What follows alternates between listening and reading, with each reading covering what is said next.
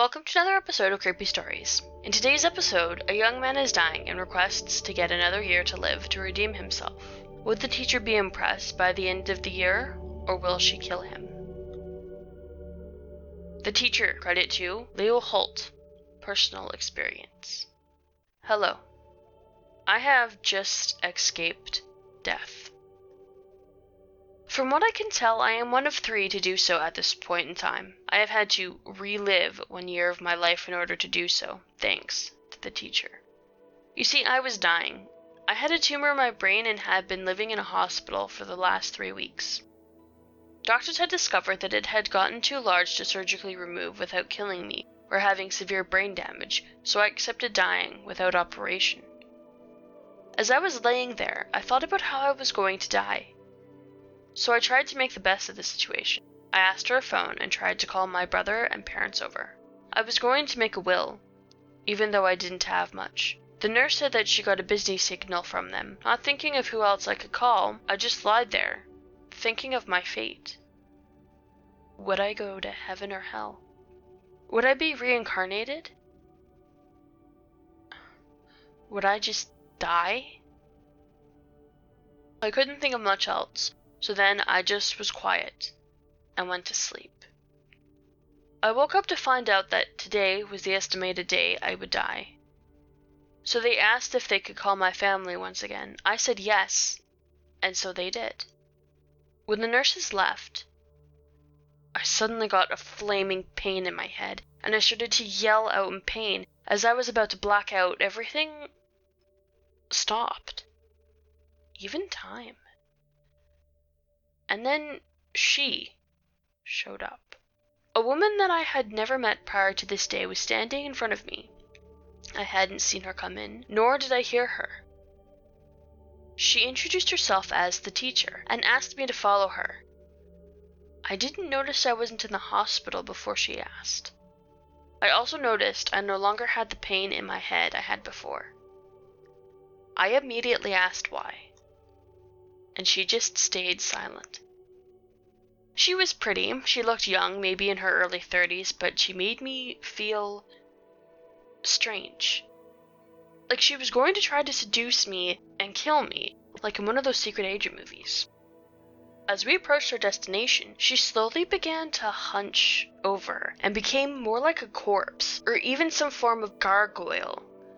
She turned to me and told me she was going to save my life, so long as I make my current one better.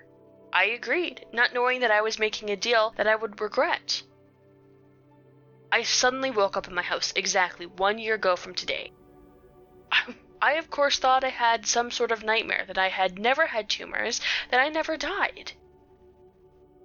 Then I saw her standing next to me. She looked grotesque now, but still had some of the features of the lady she used to be. She looked like her face was smashed in. She was pale. She had multiple gunshot wounds. She was missing part of her right arm. She had tire tracks on her. She had a slit throat.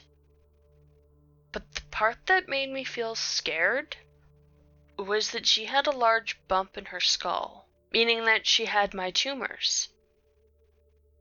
"Thank you," I said. "Did you really just heal me of my tumors?" "Yes. In order to live, all you must do is make your life better. If you can do that, you may live." She responded in a raspy, gargly version of her original voice. I got out of bed and began my morning routine and started my first day by almost getting hit in the face by a baseball.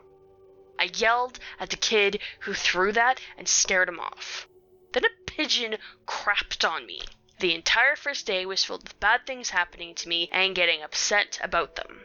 How was I supposed to make my life better if everything makes it worse? After about 3 weeks, I was mugged. I had $300 in my wallet, not to mention credit cards and my ID card. I was shot in the foot during the process as well. Then I saw her again. She had been showing up recently, and I didn't know why. I assumed that meant I was doing the right thing, but I couldn't do anything after being mugged. So I just ignored her presence and left. At the turn of the new year, I was at a party with friends that weren't all that fond of being sober. We got drunk together, and I passed out. When I came to, she was there, standing over me like a vulture, trying to find the best part to eat first. I asked why she was here, and she responded with, "Shape up, or I will kill you." She didn't come back for the next 3 months. I tried to make my life better, but bad things just kept happening. My pet fish died, the power went out for over a week, so I couldn't get any work done, nor could I watch my favorite TV shows for that matter. And I was mugged 3 more times. I don't know why people think I'm such a good target for mugging. She showed up at my house after I got back from work, and she was on my bed. She looked angry, and she was holding a whip. I asked her to get off my bed so I could sleep. She got up and left, but not before lashing out with her whip on my back. I was knocked to the ground and was in immense pain. She wasn't seen again until August. At that time, I was once again diagnosed with tumors in my brain. I asked if they could do surgery immediately, and they said that I didn't have enough money. I then saw her standing behind the doctor, smiling devilishly. When the doctor left, she said, "You didn't make your life better. You have a month to prove to me you're worth sparing." Then she disappeared. I was in shock. I was really going to die. I realized that my life was filled with hatred, laziness, greed, and depression.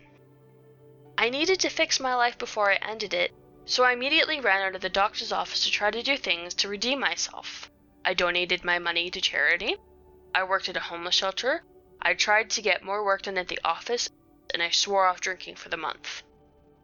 However, when the tumors got too big, I wound up in the same situation as before, lying in a hospital bed. 1 day left to live. I once again felt the flaming pain in my head and started to black out once more. When she showed up once more, she asked if I felt like I had redeemed myself. I thought about it. I explained how I had volunteered at a homeless shelter, I got a promotion at work, and that I haven't drank since she spoke to me. She asked again if she thought I had redeemed myself. I realized that I hadn't.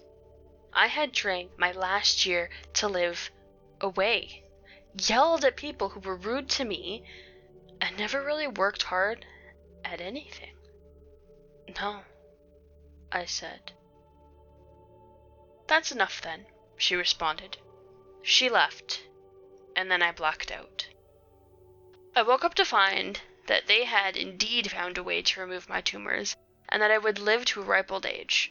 I agreed to the surgery and was healed enough to leave the hospital 2 days later. As I was about to leave, I asked if I could call my family. The nurse looked sad suddenly. The nurse said, "Didn't you know? Your parents and brother died in a car crash trying to visit you. It was all over the news.